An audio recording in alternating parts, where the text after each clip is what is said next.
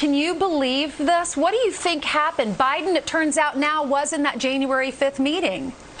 Well, it absolutely looks like a whole bunch of people, President Obama, Vice President Biden, former National Security Advisor Susan Rice, all are acting as though they are very, very nervous. All are acting as though suddenly they're concerned that the American people are going to learn the truth. You know, when you write an email to yourself, which looks like sort of, you know, a reminder, note to self, make sure people don't think that we've been abusing the law.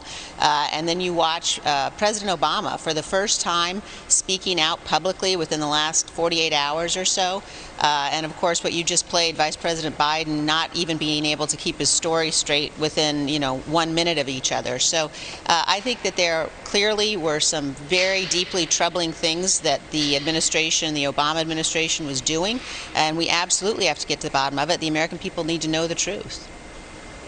So I think what's happening here, if they would give sodium pentothal to the Obama administration and would have believed their intentions are pure, they really thought Trump was colluding with Vladimir Putin, and they were handing the government over to a compromised candidate.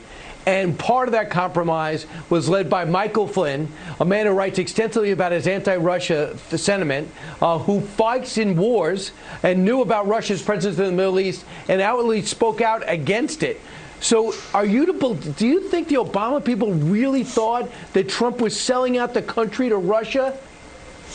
I don't know what they thought. I think that that's why we need to make sure that they are asked those questions. I think that they clearly believed they were above the law. And when you look at what was going on in terms of unmasking the names of U.S. officials that were in the classified documents, when you look at what they were doing after they fired General Flynn, clearly there was some sort of a vendetta underway. When you look at Jim Comey, you know, Jim Comey on tape, publicly, on video, saying that he knows that he basically violated the rules, violated the practice when he sent his FBI agents over to interview General Flynn.